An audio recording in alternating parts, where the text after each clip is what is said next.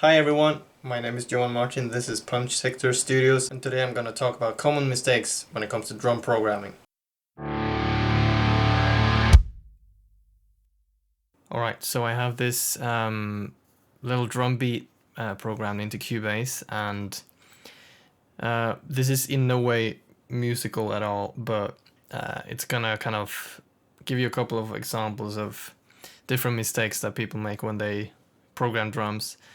Now, why would you program drums? Well, sometimes you make demos and you don't want to play drums and record them because it's a bit of a hassle when writing, and it's also easier to kind of move parts around and be flexible like that. And then in these quarantine apocalyptic times, you might not even be able to get to a recording studio to record your drums, or in everyday life, there's still reasons. Sometimes maybe you don't have the budget to record at a studio, or maybe you're not confident that you as a drummer will be able to play as good as you want the music to sound. So these are some tips that I think might be needed in these times, because now is a good time as any to release music, and you can still do that with programmed drums if you're in a situation where you can't really record anything, or you can record MIDI with an electronic kit, which is also a very good way. So this little beat here, I have one version which is very bad. It contains all of the mistakes, and then I've kind of got a corrected version at the end, the second half here. So have a listen to this first part.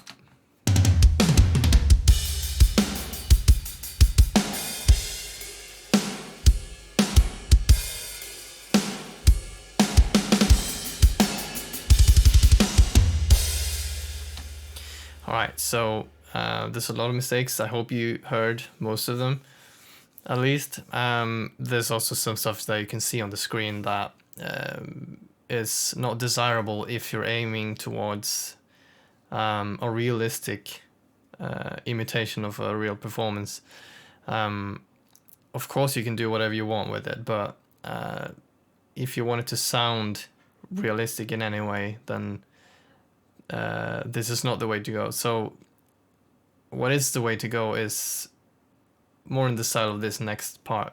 This is the same beat kind of, but I've adjusted stuff and kind of corrected things that were bad in the first one.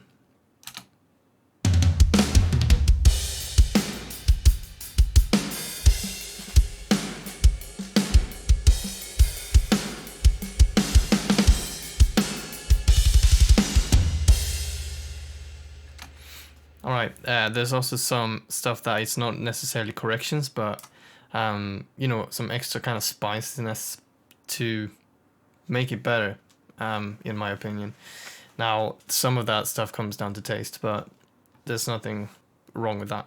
So in this first part, firstly, you will notice a thing that you might have heard about a lot, and that is velocities.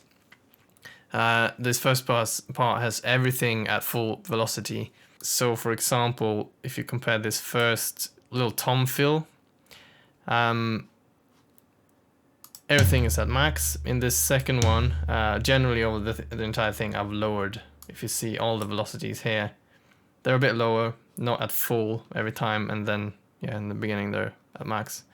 But you also want to vary the velocities according to how a drummer would play it. So this tom fill, for example, instead of having all three toms in the beginning here at the same, I kind of like pretend that the drummer is a right-handed drummer, and he will hit with his right hand first, then the second one will be slightly weaker.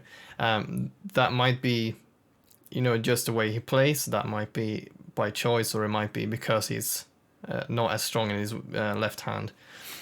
And then often you might find that it varies throughout. So even this third hit here, even though it might be with his right hand, that might be slightly lower. in velocity, because it's kind of putting an emphasis on that first hit in the beginning. We also have an example of the bass drum where there's 3 hits, and especially this middle hit here is kind of leading up to this this downbeat, this 1 in the next bar. So listen to that.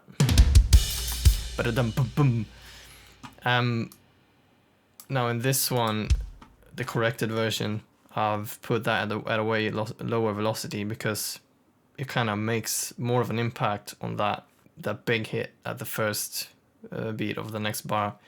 So listen to how that sounds. So a great example of a natural kick with played by a real human is the song "I Am the Enemy" by Sepultura, where there's a part in the middle somewhere where it kind of goes, and you can really hear that those hits leading up to the final one are kind of lower in velocity, and then the final one is really strong, and it kind of makes me really excited when I hear that, because there's just something about how you hear the air move, and instead of it being just like a machine gun kind of, but you know, that's also choice. Some genres kind of demand a more machine gun like approach, but I still feel that you should know that this option exists, so you can use it when you feel it's appropriate. I also have the velocities on these kicks in the end. This is one of those machine gun things that you can kind of determine yourself depending on the genre. But if you're trying to make it sound realistic and a bit more human, then fast things, you can kind of get down with the velocities a little bit, and then maybe ramp up towards the end, or you know, have the first hit strong, the final hit stronger, especially if there's a cymbal on there, or you can just alternate, you know, like if it has a weak foot or something like this, and you know, something like that.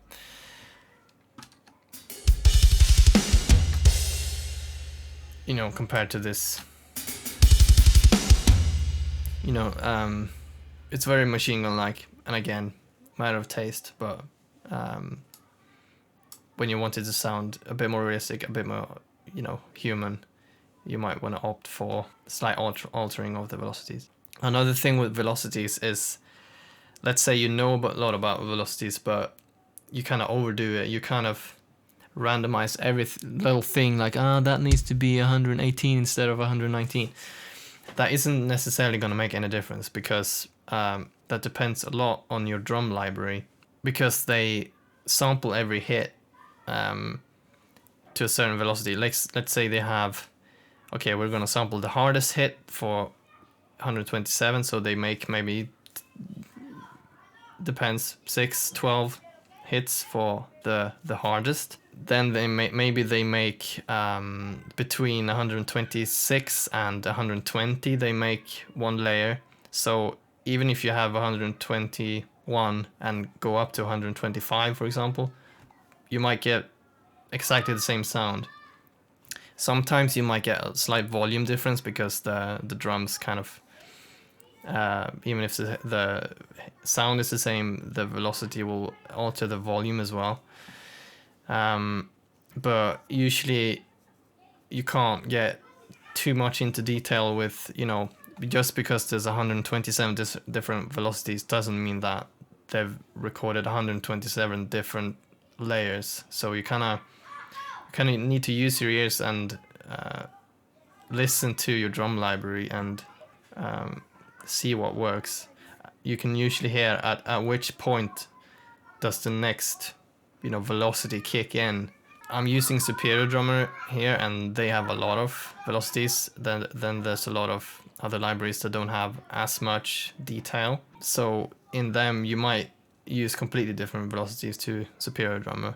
But yeah, you have to kind of learn your libraries and know where you usually program your hits, and don't get too much into the numbers, because two numbers might have exactly the same or 10 numbers might have even exactly the same sound. The hi-hat, we have the dynamics here.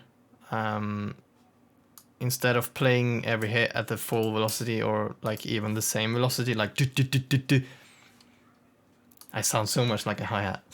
Then put every other hit that is offbeat at a low velocity. I have them almost, you know, down here at 70 somewhere, and these are at 119, I think, 120. They can create kind of a more of a groovy feel overall, and that's usually how drum plays anyways. And then you have, you know, you can do the same with the ride, but that's also, you know, a taste thing. Sometimes a ride will be played way more consistently, and then you maybe emphasize every downbeat slightly more, like when you hit the snare, for example, then this right hit I made slightly higher. Next, we have a couple of things that also contribute to the non-realism of this first one, is that this drummer appears to have at least 3 hands and 3 feet. For example, there's this part here where he's kind of, you know, some drummers, when they play on the ride, they like to stamp their foot on the hi-hat at the same time to kind of keep a pulse, which is nice. But in this part, he's also playing double bass at the end at the same time as he's playing the hi-hat with his left foot. So that makes for 3 feet, you know, this. And, you know, that's not really possible unless you have some kind of triple pedal setup thing where you can kind of, but that would also not be as consistent as this. And to be honest, I've never heard that ever, but there are triple pedals out there. So if you want to pretend that your drummer has a triple pedal, then go for it. But in my mind, I don't really like the sound anyways, and it's kind of unrealistic choice. You can also see at the end, the final beat here, he's hitting the hi-hat and 2 crashes at the same time, which makes for 3 hands. Maybe there's people with mutations that have 3 hands, and that would be super cool, but I wouldn't say that that's a realistic scenario. But yeah, feel free to link me to any 300 drummers if you find any. Then we have a couple of things that are more, they're not wrong, they're not unobtainable with a drummer, but it's not what a drummer would generally play, which also means that it's not really what we would like to hear because we're not used to it. What I mean is, for example, this beat here, where he's going to the hi-hat, has a crash to kind of mark the first beat of the bar, but a drummer would usually do, like I did in this corrected version, play 2 crashes and not play, you know, if you're gonna keep the beat with the hi-hat, you don't really want to play that on the first beat together with the crash. So it's like a it doesn't leave as much of an impact as if you would do this thing. So the 2 crashes kind of always makes a bigger impact than if you would play the hi-hat as well. The same thing happens with the ride. In this part, you know, you can't hear that much of the ride because it's kind of a quiet instrument, but you wouldn't play the ride and the crash usually at the same time. You know, taste thing, but I think most people would agree with me that it sounds better with 2 crashes, or in this case, 1 crash, which leads me into the next part, which is if you play these quick 2 snare hits, then it's going to be really difficult to kind of reach for 2 cymbals right after that. So like, again, maybe you could do that, but I don't think it's realistic anyways. So Good luck. Instead I chose one crash in this part.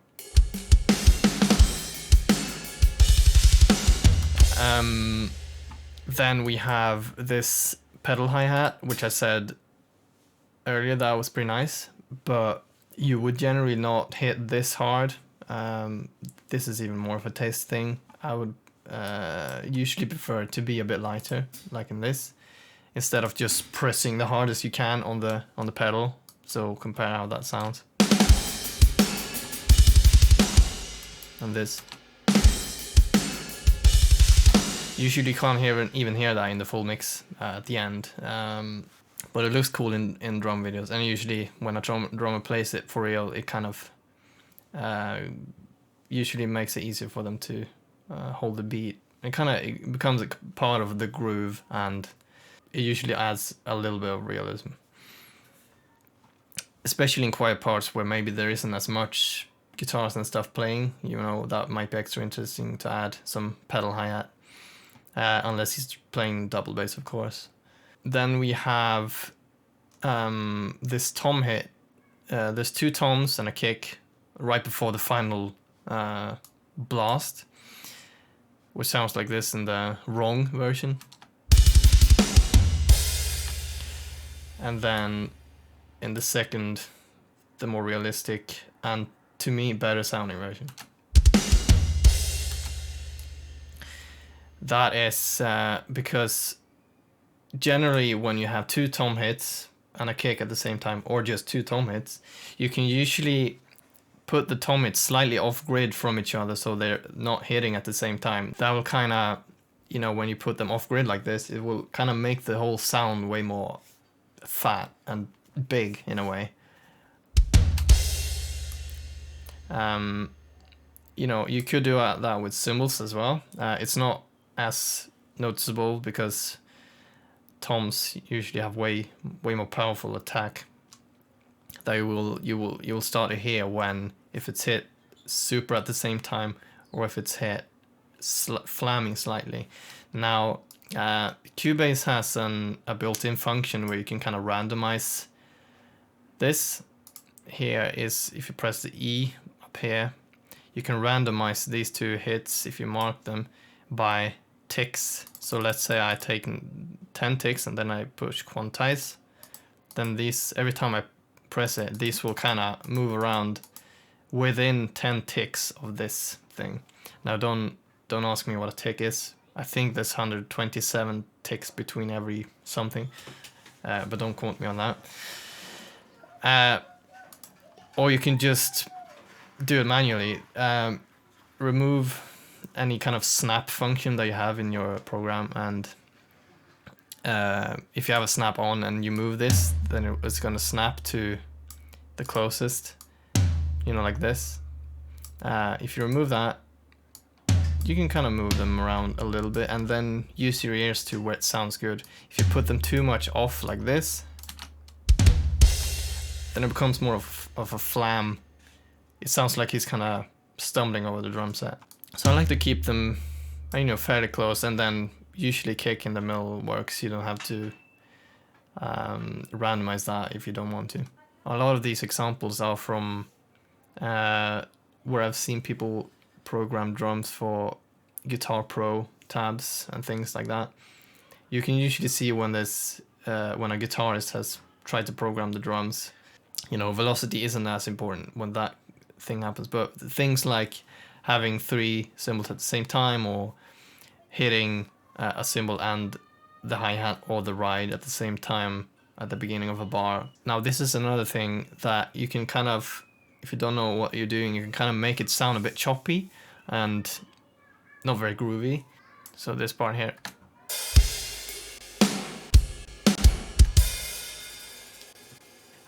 In this alternate version, it sounds very different because I've chosen to have the ride on every hit, because I imagine in this previous, maybe the one transcribing has been trying to follow the guitar rhythm or something like that. But usually when everything, like the whole band plays everything at the same, you know, dun dun dun dun, It's gonna sound very choppy. Usually you want to keep, in this case at least, you want to keep some kind of consistent pulse with, in this case, the ride. I've also added some ghost notes with the snare, which can be very, very nice. And, you know, add to that kind of groove so it doesn't become as, you know, not as much of a 4/4, like 1 2 3 4 1 2, but more of a groovy kind of thing where it sounds a little bit more improvisational. So this is how it sounds.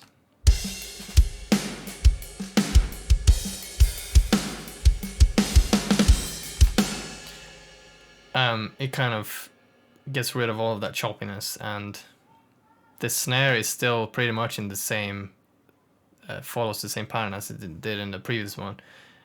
So maybe you can follow the guitar rhythm with the kick or the snare or both, or you can just, you know, improvise the ride a bit more. But if you do like in this first thing, everything becomes very kind of, you know,